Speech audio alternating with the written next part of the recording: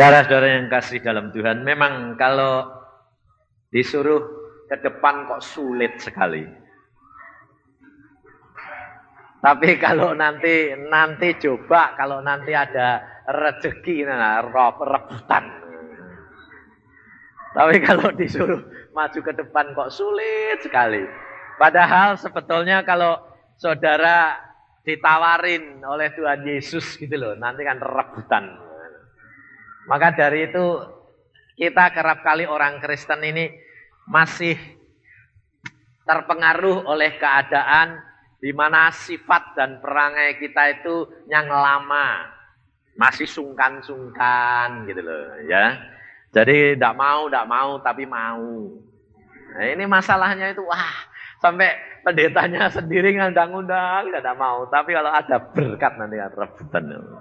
Saudara, kita masuk dalam firman Tuhan bahwa kita menjadi anak-anak Tuhan jangan sampai menunggu hukuman Tuhan tiba, pengajaran Tuhan, ajaran Tuhan tiba kepada kita. Tapi kita harus benar-benar menyiapkan diri untuk dapat mengatasi setiap masalah. Sebab Tuhan sudah berkata kepada kita melalui Rasul Paulus bahwa kita tidak akan dibiarkan dicobai lebih dari kekuatan kita. Pada waktunya kita akan diberikan jalan keluar. Maka dari itu kita harus mempunyai keyakinan mengenal akan Allah kita yang benar-benar sehingga kita ini tidak masuk di dalam pencobaan itu dan mengatakan aku tidak kuat Tuhan. Ini tidak bisa. Sebab kalau saudara mengatakan engkau tidak kuat, berarti engkau menyalahkan Allahmu. Pada waktu saya di dalam pengasingan selama 40 hari,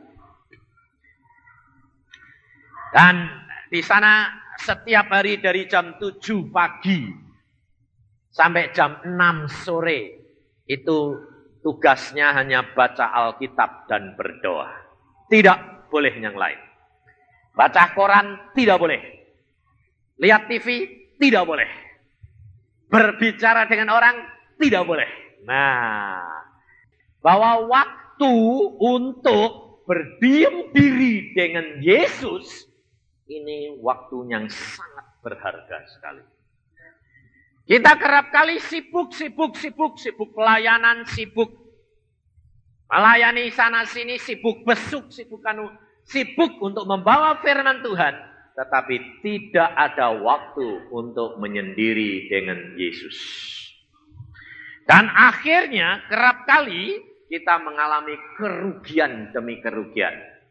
Sebab kita ini orang yang percaya dikatakan bahwa langkah-langkah kita ditetapkan oleh Tuhan. Kita percaya enggak? Kalau percaya, kenapa saudara kerap kali masih pikir-pikir? Padahal saudara sudah tahu bahwa Roh Kudus diberikan kepada kita untuk menuntun kita dalam seluruh kebenaran. Maka kerap kali orang Kristen belum banyak yang menikmati janji daripada firman Allah. Kenapa? Karena tidak tahu fungsinya Roh Kudus dan tidak mau menggunakan ini. Roh Kudus menuntun tepat dan tidak pernah terlambat.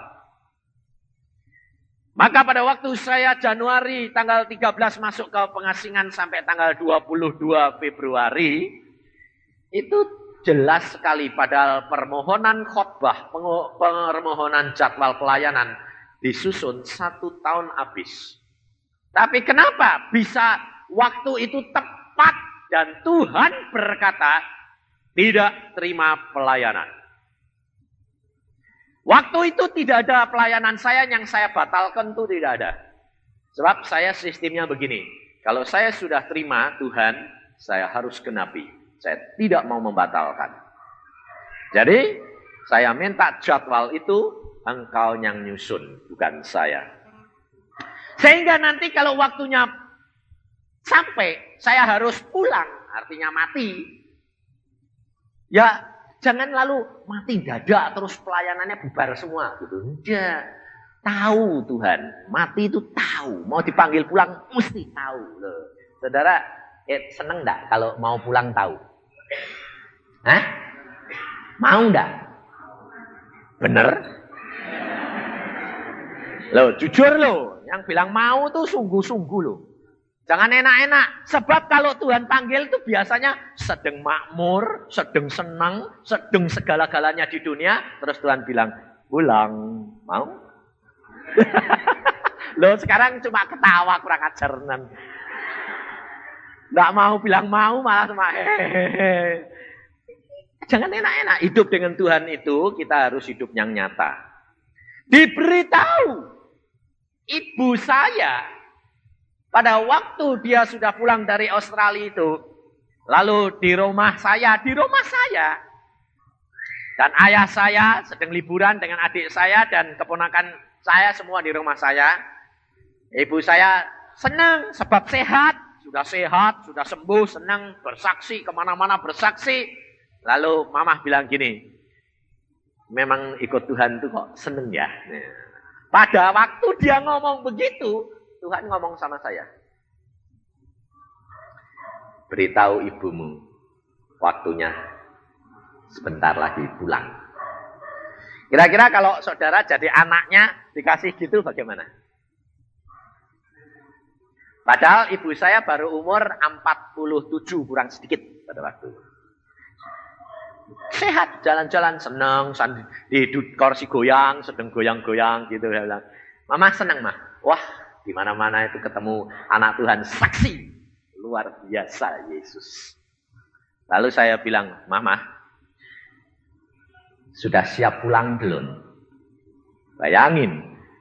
Saya dengar Tuhan ngomong sama saya langsung ngomong sama mama saya. Sudah siap pulang belum, Mah?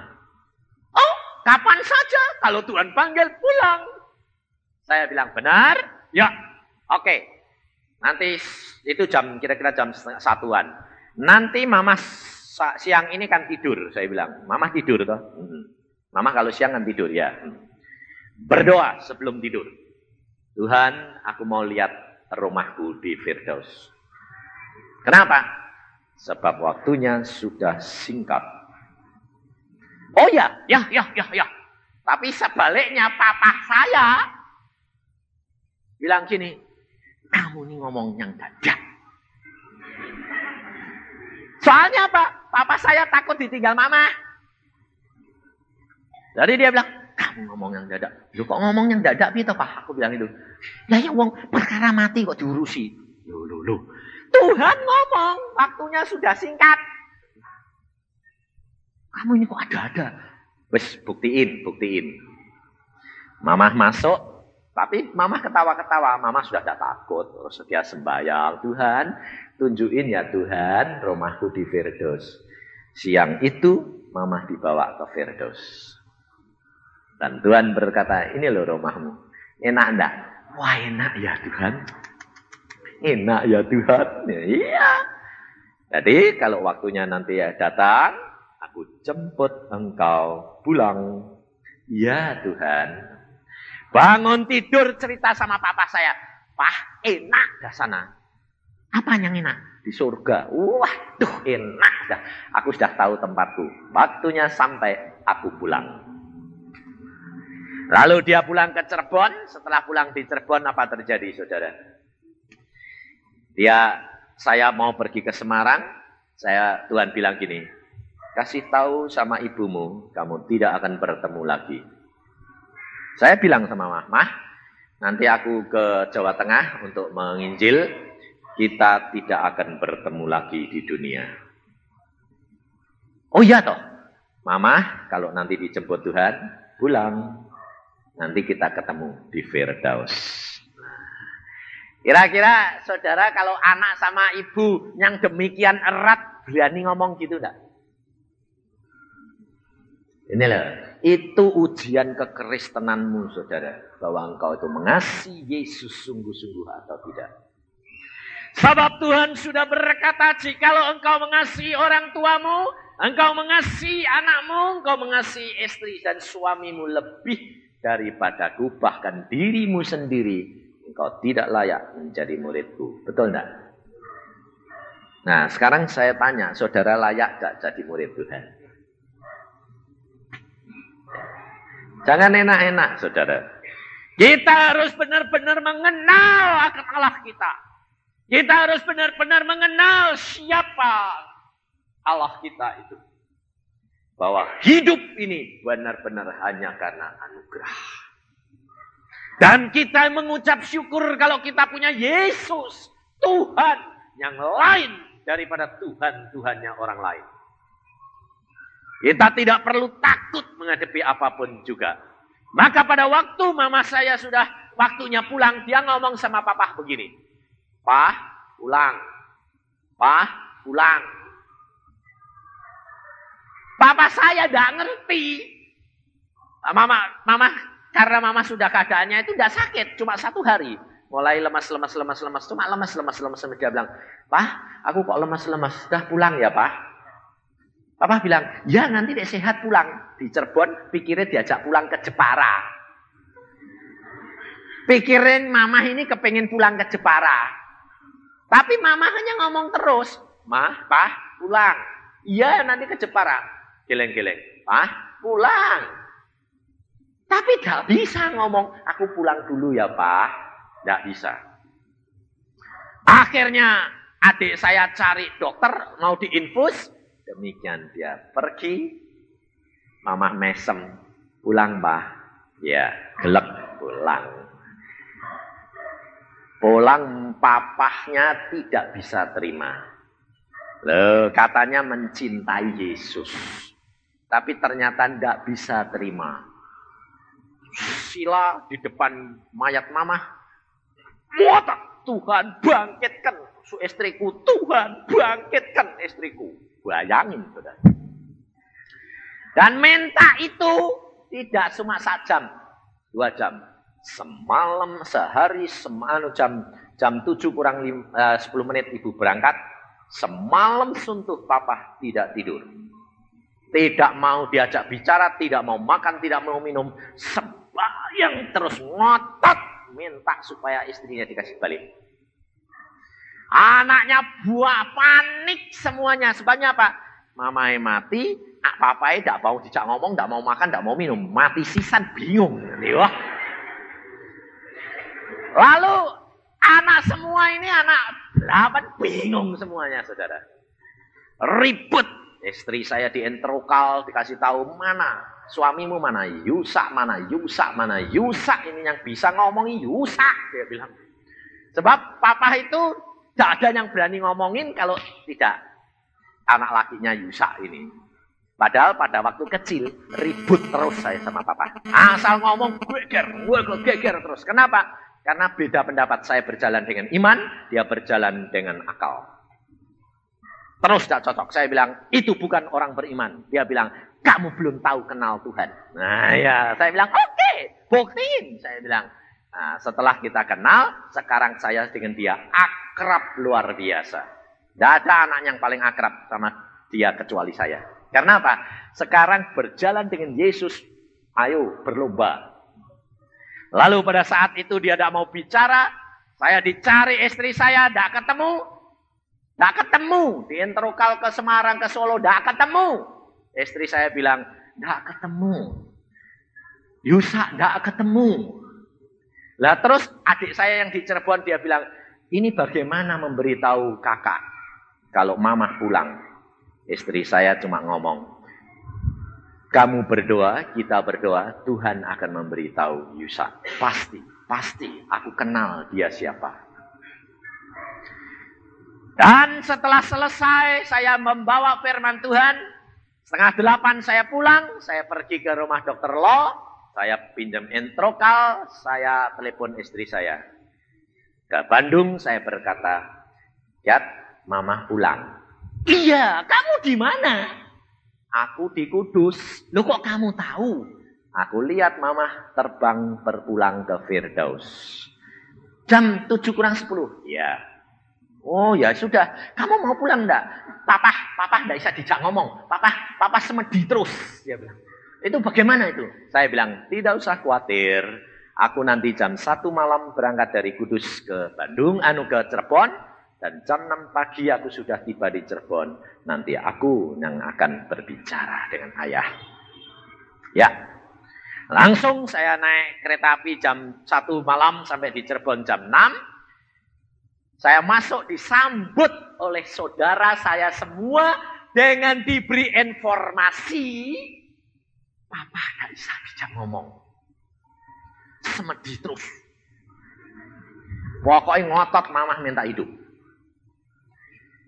Saya bilang, kenapa kamu tidak berdoa? Kok panik kayak begini? Di mana iman percayamu? Di mana Tuhanmu? Iya, kita ini kok ribut gini ya? Lah ya kok ya? Aku bilang, sembayang, aku bilang. Papa sembayang, kamu sembayang, kuat-kuatan. Aku bilang. Saya masuk, saya tidak usah Pak posing, itu urusannya Yesus Tuhan kita, bukan urusan saya, dia bilang. Nah terus kakak mau ngomong apa? Santai, kamu ikut saja lihat, saya bilang. Saya masuk, jeglek, saya lihat papa itu, wah,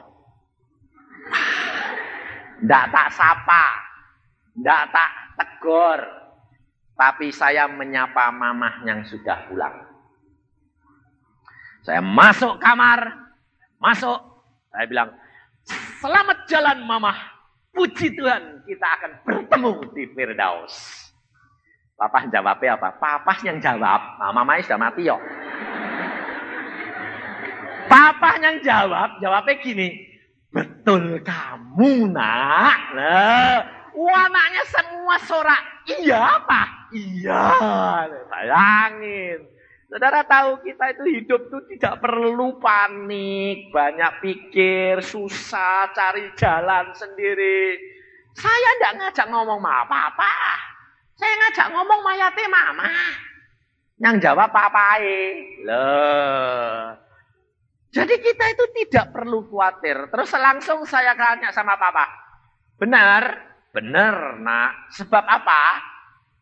Kamu sebelum masuk. Aku dengar suara mamahmu bercakap-cakap dengan Tuhan Yesus. Dan Tuhan Yesus berkata, engkau mau jadi seperti Allah? Engkau mau melampaui Allah? Dengar suara istrimu. Bahagianya bagaimana di Firdaus. Lalu dia berkata, tahu? Ya Tuhan, ampuni aku. Dan aku mau menerima dengan sukacita. Saudara. Lalu, Pak, minum, makan. Nanti jatuh sakit, gak lelah. Ya, bawa sini, minum, makan. Nah, habis itu saudara, membereskan mayat ibu saya. Rumah itu tidak ada air mata. Semua bersaksi, semua ketawa, saling menceritakan. Sampai saudara-saudara yang datang ke Cirebon bilang apa? Ini kedukaan atau pesta? Saya bilang, kematian cuma pindah tempat. Tidak ada kedukaan, tapi ada kesukaan. Siapa di antara saudara kalau disuruh pindah ke rumah Presiden Soeharto di Jakarta, nangis? Ini disuruh pindah ke dalam tahta raja kita, kok nangis? Saya bilang, oh iya ya. Ini saya bilang, pindah seneng kok nangis? Saya bilang, sampai semua heran. Ini orang mati kok malah ketawa-ketawa. Ini anak Yesus, saya bilang. Makanya orang Kristen itu dicap orang gila. Sebab hikmat Allah ini kebodohan bagi dunia. Saudara jangan khawatir dicap orang gila. Maka itu kalau saudara dicap orang gila, itu betul kamu sedang benar orang Kristen. Tapi kalau engkau belum dapat predikat orang gila dari orang dunia, belum tentu benar kekristenan. Sebabnya apa? Sebabnya kamu belum berani bertindak dengan iman. Percaya yang tidak kelihatan, engkau belum berani. Selalu pakai rasio. Pada hari ini, saudara bilang, Tuhan Yesus bilang apa? Bicara kepada anak-anakku, katakan bahwa mereka terlalu banyak pertimbangan, sehingga menyebabkan mereka tidak menikmati hidup janji Yesus dan berkelimpahan. Maka kita baca firman Tuhan di dalam kitab Hakim-Hakim. Di dalam kitab Hakim-Hakim, pasal yang kelima,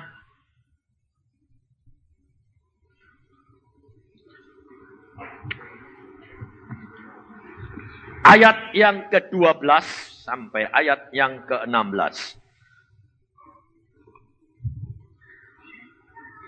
Kitab Hakim-Hakim, pasal 5, ayat 12 sampai dengan ayat yang ke-16. Bangunlah, bangunlah Deborah, bangunlah, bangunlah, nyanyikanlah suatu nyanyian. Bangkitlah Barak, dan giringlah tawananmu, hai anak Ahinoam. Lalu turunlah para bangsawan yang terluput. Umat Tuhan turun baginya sebagai pahlawan. Dari suku Efraim mereka datang ke lembah. Mengikuti engkau ya suku Benyamin dengan laskarmu. Dari suku Mahir turunlah para panglima. Dan dari suku Sibolon orang-orang pembawa tongkat pengerah. Juga para pemimpin suku Isakar menyertai Deborah. Dan seperti Isakar demikianlah Naftali menyertai Barak. Mereka menyusul dia dan menyerbu masuk lembah. Tetapi perhatikan, pihak pasukan-pasukan suku Ruben ada banyak pertimbangan. Mengapa engkau tinggal duduk di antara kandang-kandang sambil mendengarkan seruling pemanggil kawanan? Di pihak pasukan-pasukan suku Ruben ada banyak pertimbangan.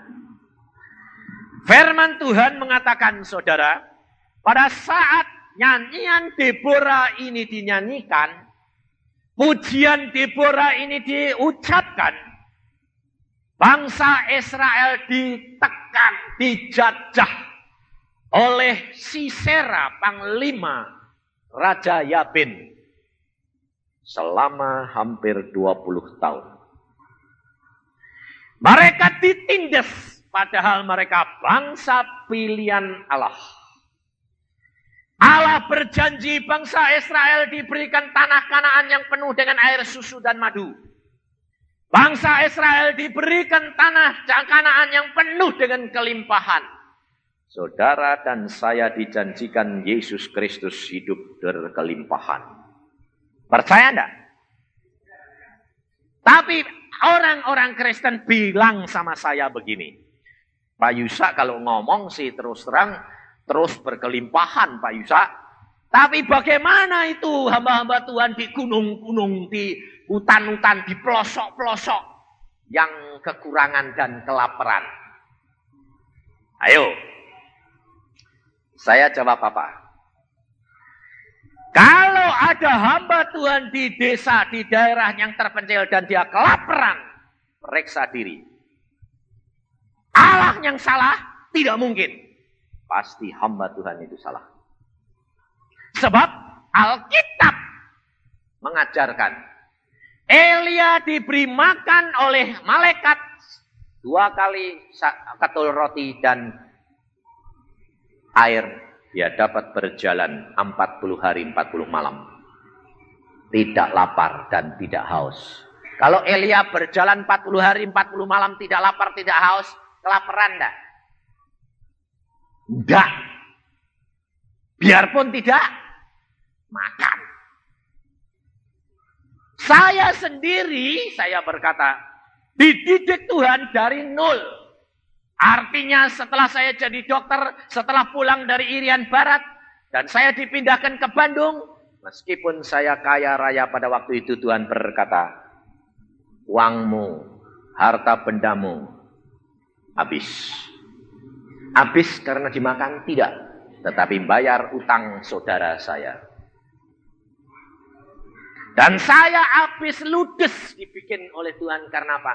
Tuhan mau mendidik saya dari mulai bawah. Makan hari demi hari. Beli beras untuk 2 hari. Tidak mampu. Abonemen koran tidak mampu. Dan Allah berkata, kamu percaya enggak kalau aku jamin kamu? Saya berkata, aku percaya. Dan jangan kira bahwa saya mengalami itu cuma 1-2 bulan, 1 tahun penuh. Dan kalau anak saya mau membayar sekolah, saya berkata, anak saya yang paling besar baru 6 tahun pada waktu itu, saya berkata kepada anak saya, tekuk lutut, berdoa, minta kepada bapakmu uang untuk bayar sekolah. Jadi saya ngalami, saudara.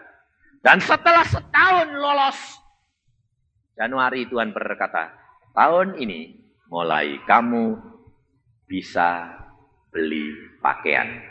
Artinya perkara makanan sudah lolos, pakaian. Setahun lagi Tuhan berkata, sekarang kamu lulus, sudah bisa rekreasi. Setahun kemudian lulus, Tuhan bilang, sekarang kamu mulai berkecukupan. Setahun lulus, sekarang kamu mulai berkelimpahan. Setahun lagi lulus, Tuhan berkata, kamu tidak akan dapat menaruh berkat-berkat yang aku berikan. Itu hidupnya orang Kristen, caranya gitu. Hidup kekristenan harus nanjak terus. Dan iman kita dipupuk melalui penderitaan. Bukan melalui kemewahan, tetapi penderitaan. Mengapa bangsa Israel dibiarkan Tuhan ditindas? Tuhan berkata, supaya engkau dapat membedakan ikut Yesus, ikut Tuhanmu dengan ditindas oleh bangsa kafir. Enak mana? Karena bangsa Israel terlalu bermewah-mewah, terlalu manja, sehingga dia meremehkan Allahnya.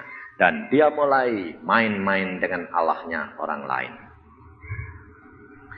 Kita kerap kali mengatakan jadi orang Kristen kalau sudah diberkati, kita mengatakan, oh aku tidak menyembah berhala, aku tidak pergi ke kelenteng-kelenteng. Tidak. Aku tidak pergi ke Gunung Kawi. Tidak.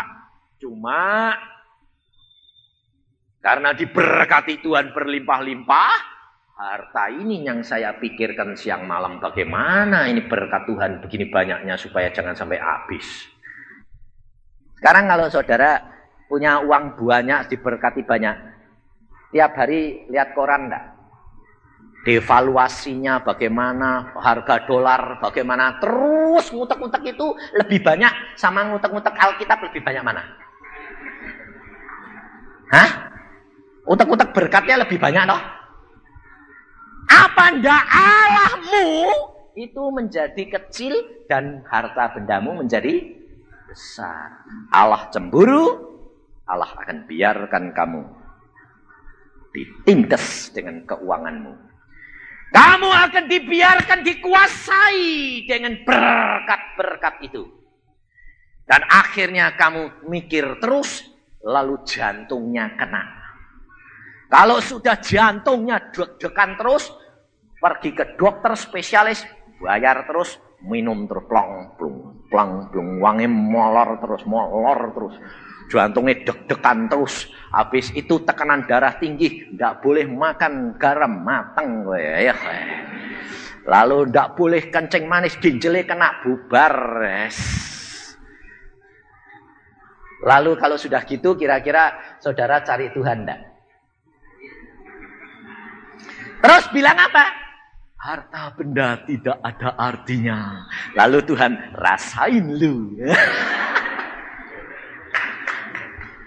Kalau sudah begitu, saudara cari-cari setengah mati, engkau tidak dapat.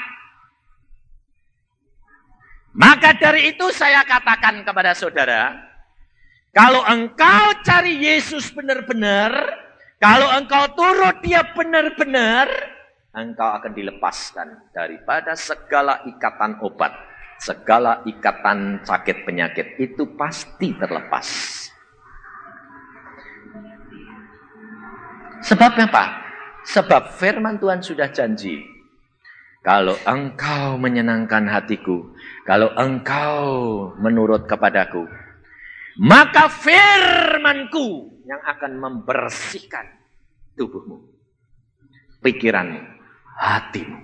Kita menjadi sehat, kuat. Maka pada waktu 3 minggu yang lalu, Yusuf Roni datang ke rumah saya, dia berkata begini, Pak Yusak, kamu mau kemana? Saya bilang, tumben kamu mampir ke lewat Bandung. Saya mau keliling ke ke Cirebon, ke Jawa Tengah, ke Semarang. Ngapain? Bagi berkat. Wah, tumben, saya bilang. Lalu dia berkata begini, aku tidak mau lagi mengalami pukulan Tuhan. Pukulan Tuhan apa? Lah Kak, saya kena jantung itu kan keplok Tuhan. Oh. Nah terus, yaitu Tuhan berkata, di mana iman percayamu? Karena dia orang pinter, dia pandai luar biasa. Alkitab itu diajar menurut akalnya. Sehingga pada waktu dia kena serangan jantung, imannya tidak jalan. Habis khotbah, plok, plok, plok. Obat terus. Oh, kantongnya itu isinya obat jantung. Plok, plok. Sampai di Singapura,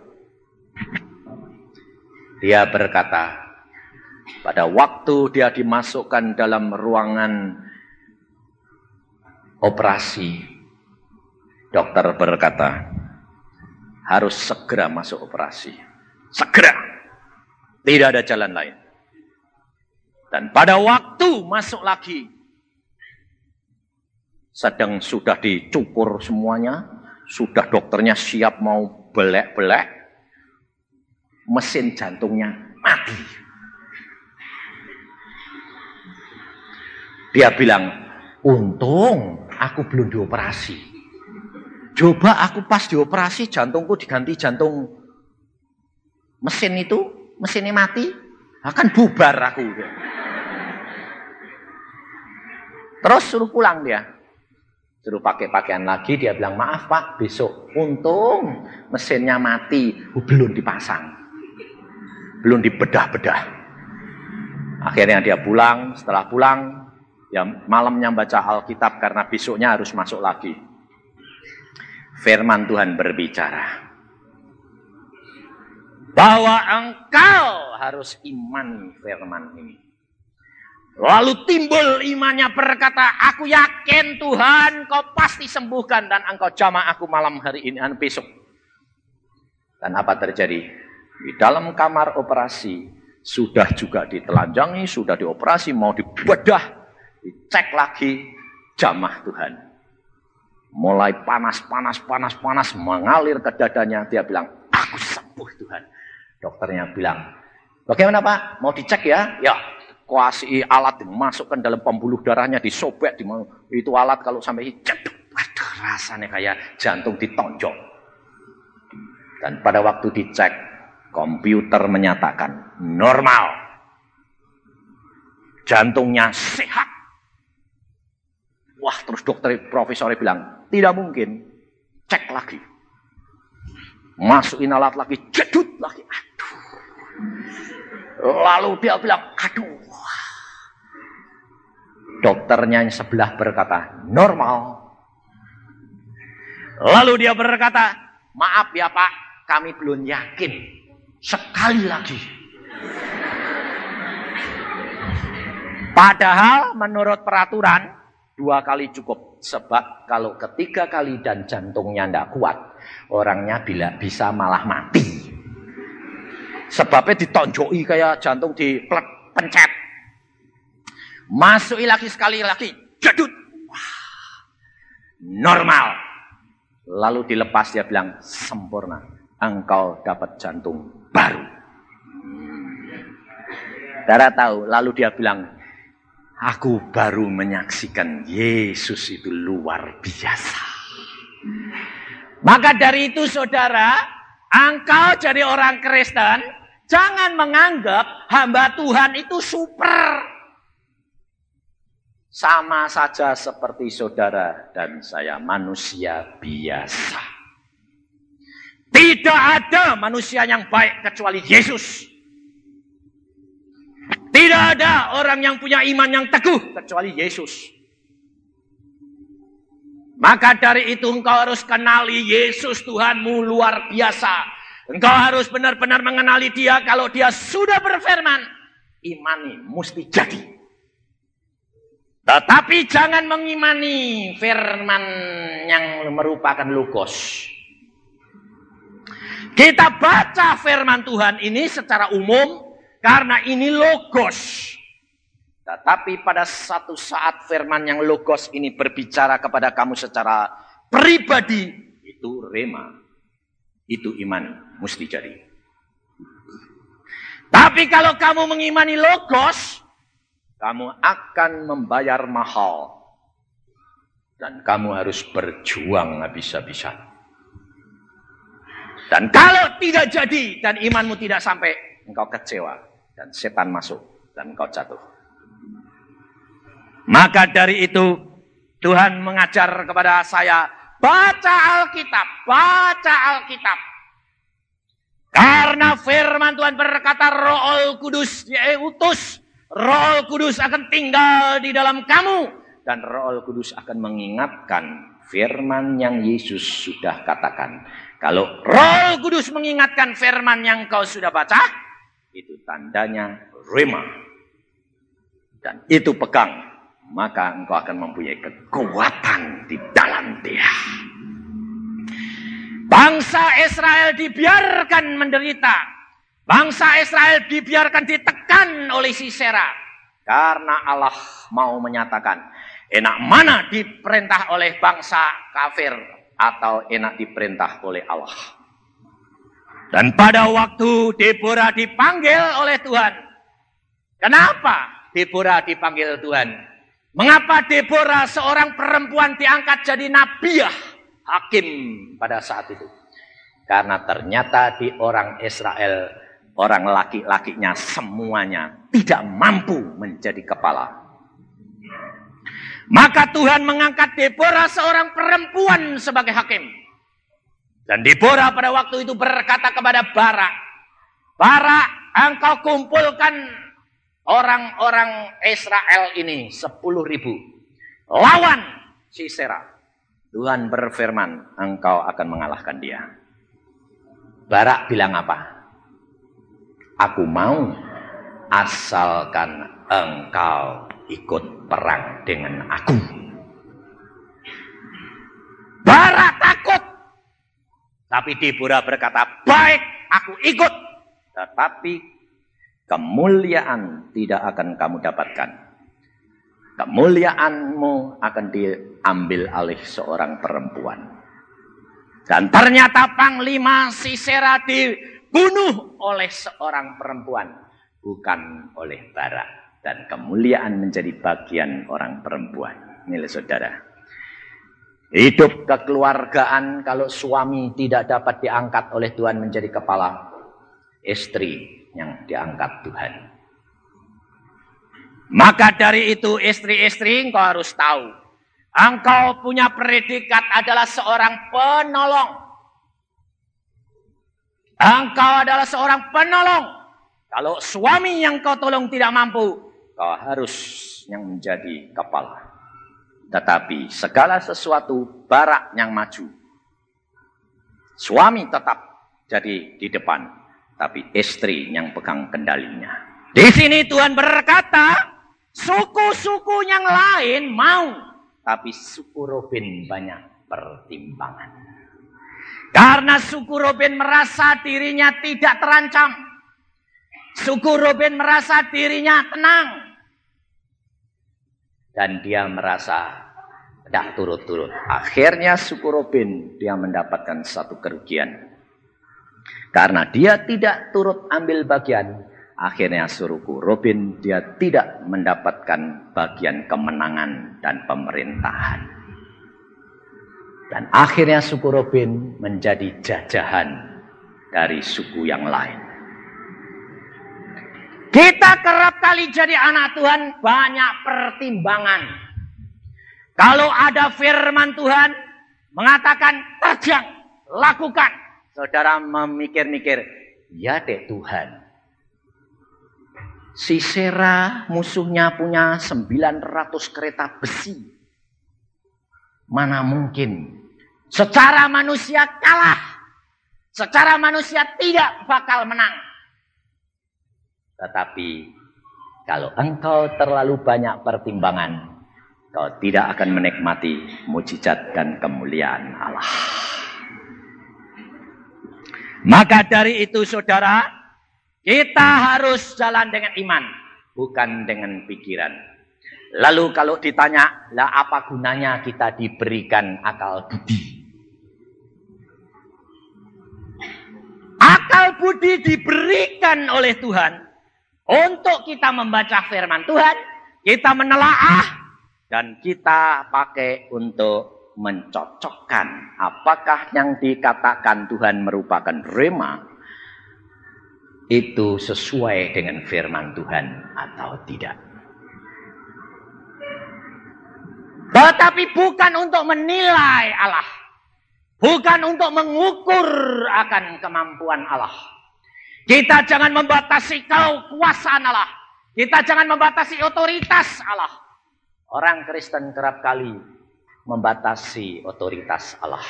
Sehingga tidak melihat kemuliaan dan mujizat Allah. Maka dari itu saudara, hidup kekristenanmu tidak menikmati kemuliaan Allah. Kalau kita perhatikan pesan Tuhan Yesus mengenai orang kaya yang bodoh. Dia mengumpulkan harta bendanya, dia banyak mengumpulkan dan dia berkata kepada jiwanya, hai jiwaku, engkau mempunyai harta benda banyak, senang-senangkan jiwamu. Dan Tuhan berkata, hai orang bodoh, malam hari ini engkau dipanggil Tuhan. Kira-kira kalau Tuhan sudah berkata begitu, bisa diundur enggak? Hah? Kalau Tuhan Yesus berkata bahwa orang kaya yang bodoh itu tidak ada waktu lagi, dan teman saya pada waktu ini, dia mau membawa firman Tuhan jam 10 pagi. Dan jam 8 dia sudah mandi dan siap-siap. Dan kemudian dia berkata kepada istri dan anak-anaknya, jam 10 ini aku mau membawa firman. Dan kita makan. Kemudian makan, setelah makan selesai. Setengah 9 dia pergi ke halaman, dia tarik napas. Dia berkata, aku mau tarik napas dulu sebab napasku agak sesak. 3 kali tarik napas, pulang. Langsung saat itu Tuhan bawa pulang. Maka dari itu pada saat itu semua istri dan anaknya tidak bisa terima.